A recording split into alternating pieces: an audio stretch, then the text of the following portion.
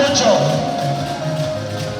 waliwana atetela mbalelo mochi nyamelize lusambula nyango mamelize nyango milei ana ewa kolila mama nyawe exosewe kalela so Sokomande, sokomande, sokomande, sokomande. Chupa momo. Ale tobina. Nyoyu nongole. Marijane mama tando amocho. Marijane waliwana. Takalo ngolo kenji maputu. Mane mamelize lusambula. Ate mama mira hiyo dele munga pepe Tuchikalake Nyangwasu mama mocho Nyango amagato kwa mbali na su Wafame forte mbali lungu chavo Ali Kabuya Tuba mama Nyoyo nomu bede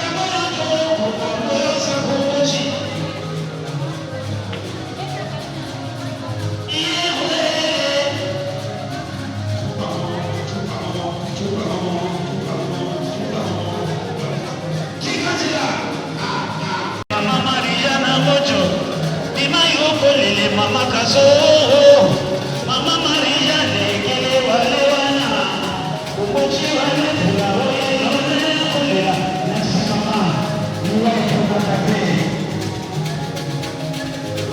nyawa tose, entoso chikandela,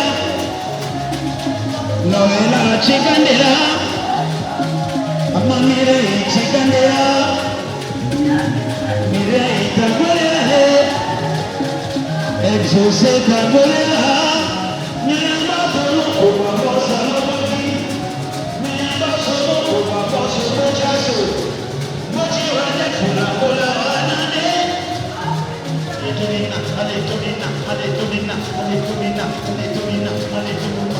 Chuba Mama,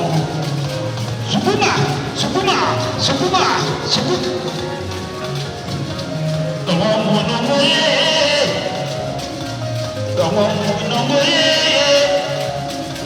Arishane walewana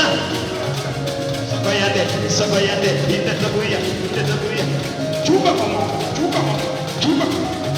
Ale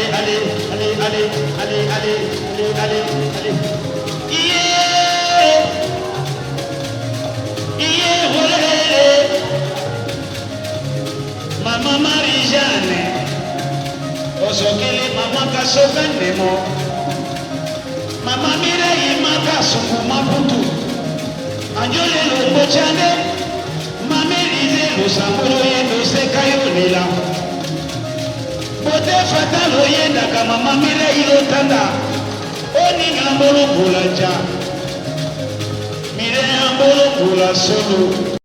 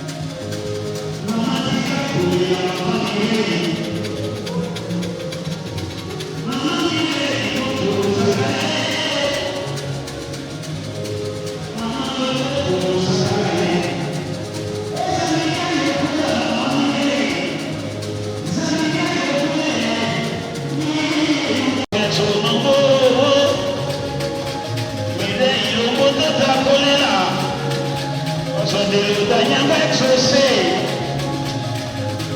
nyango naela nyango chinga ya mocho nyango naela chinga yi endo jende ya babo momo kanya moto oso momo kanya la lewa chingeso oso mi mabebe mama pasita kolela pasita tu ta kolela este resuwe este resuwe para ufete ta kolela nyani familia lechowa nani batena ose nizilu samula uluri popote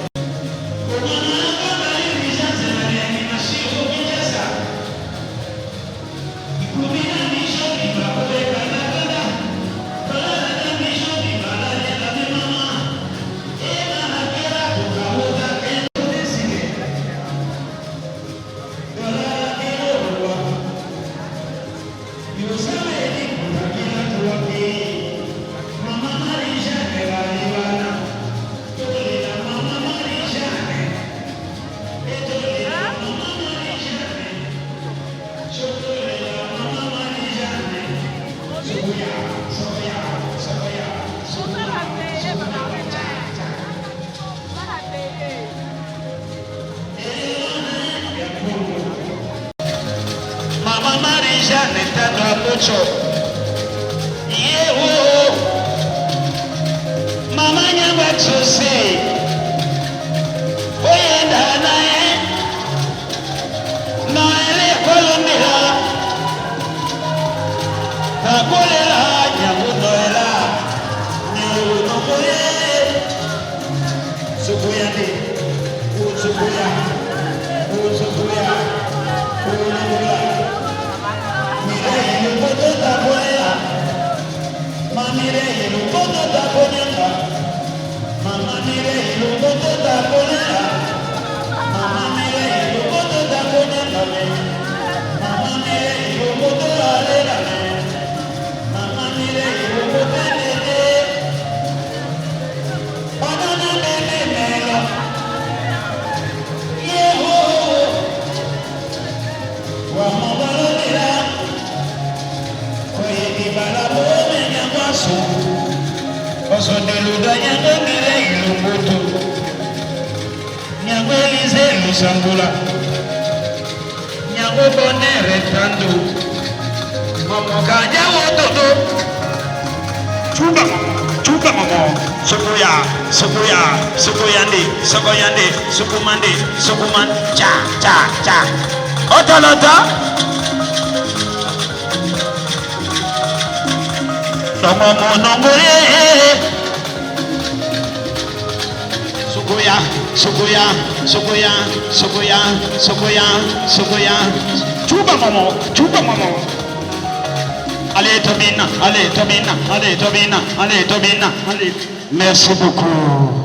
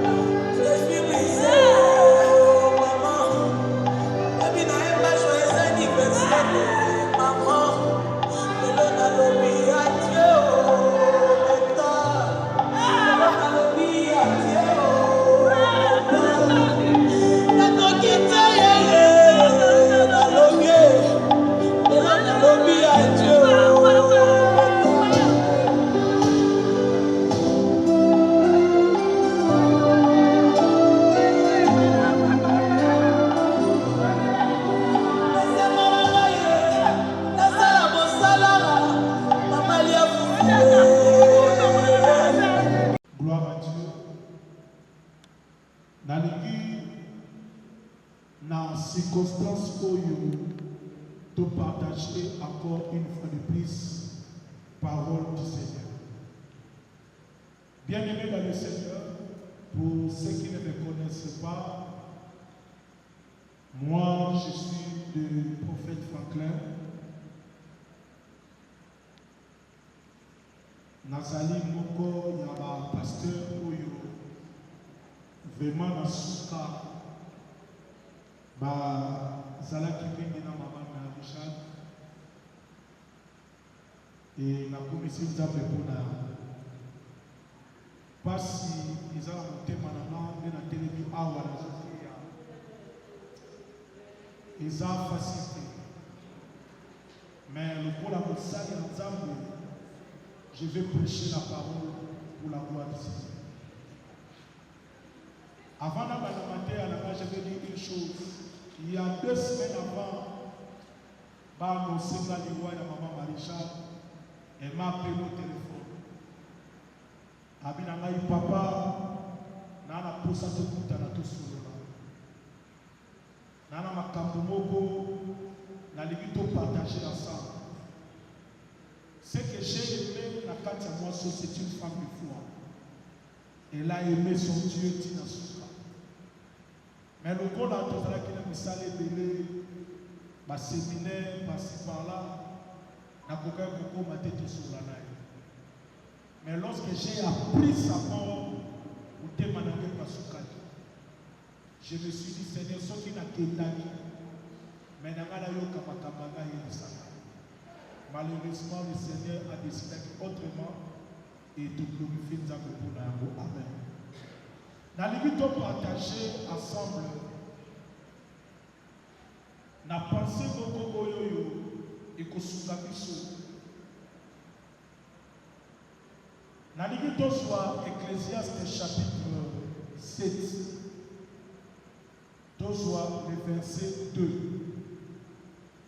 Mutakomi Ecclésiaste Oyo, c'est un homme comme de Salomon.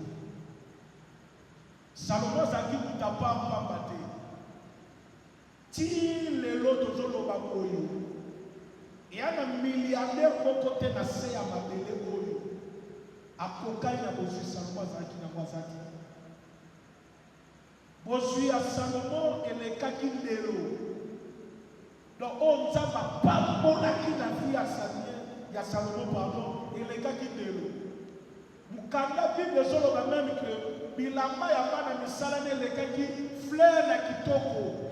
Donc, Azaki na richesse, beaucoup pour les gars. Mais ce qu'on t'a dit par le Baya Salomon, on comprend que malgré tout ce qu'on peut avoir, Nasukalamo a clôturé à l'objet vanité des vanités, tout est vanité. Mais la pensée qu'on a limité au partager, Ecclésiaste chapitre 7, le verset 2. La Bible dit ceci. Mieux vaut aller dans une maison de deuil que d'aller dans une maison de festin. Salomon Solobalobi, malamu okende, nandaku ya matanga, ke okende, nandaku ya fête. Azaki soko kuta na ye bobeta masola nzambe. Munaka papa bonde la pona ngai. Papa bonde la pona ngai. Papa bonde la pona ngai. Akobenga na téléphone papa bonde la pona ngai. Et je garde de bons témoignages. Ya maman Marie-Charles. Tika nzambe aya mamoli mona ye pe manaki. Kasi biso to tikali to bongisa vie na biso. Totambola na nzambe pour un jour yaya li fait le zalaka mais bokonza likolo yesu abongisa biso ezalaka tokuta na bokonza likolo ezalo kumuka malamu tika nzamba Israël apambola biso apambola moko na moko tozongumba mitu na biso tobonde Alléluia nyo sopona yo lelo na pe si elaka kosale kolo Yesu kamata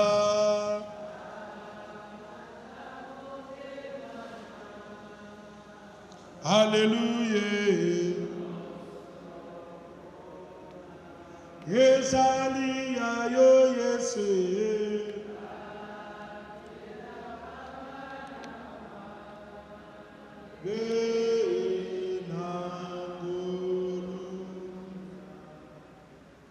Zambe tata tupesi merci. Tu rends yo grâce pour la liloba na yo ete ya na yo. Déjà la peine de oyo disposaki na circonstance oyo bayo kamaloba na yo pe kusala katika. Tozala mina koloba te Seigneur, mais tu rends yo grâce. La Bible dit nous sommes sala ezalaka malamu.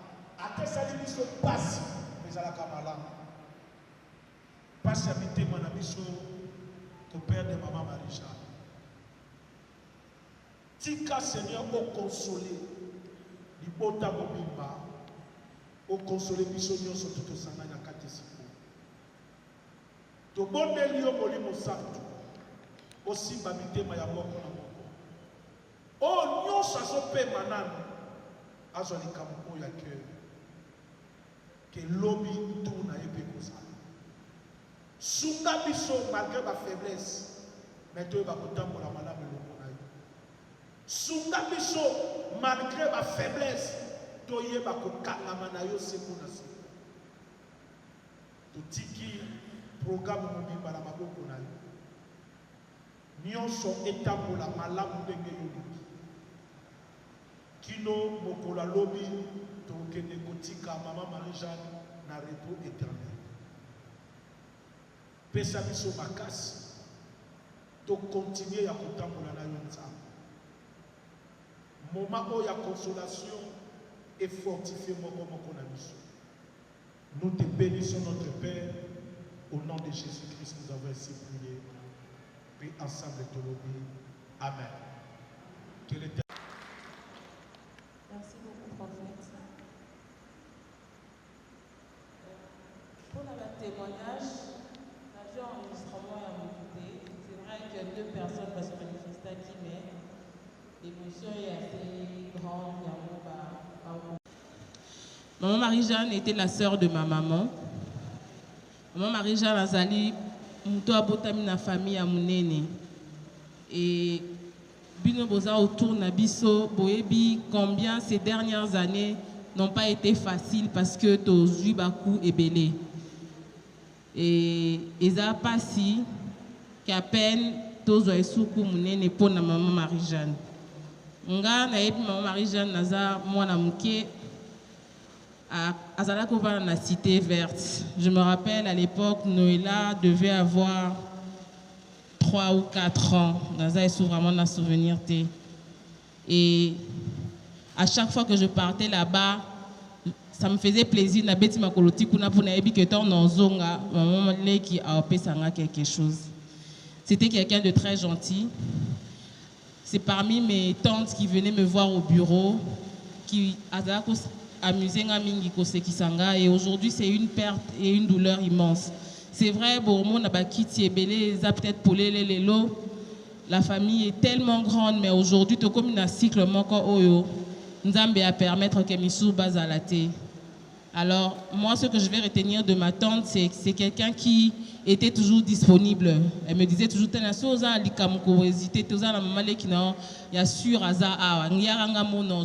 en charge. Et aujourd'hui, ça va beaucoup me manquer parce qu'à chaque fois qu'il fallait que je fasse quelque chose, si on a besoin de si on a compté sur maman qui n'a pas pu. Ces dernières années, elle a quitté. C'est vrai, et puis elle est revenue, mais aujourd'hui, Dieu en a décidé autrement.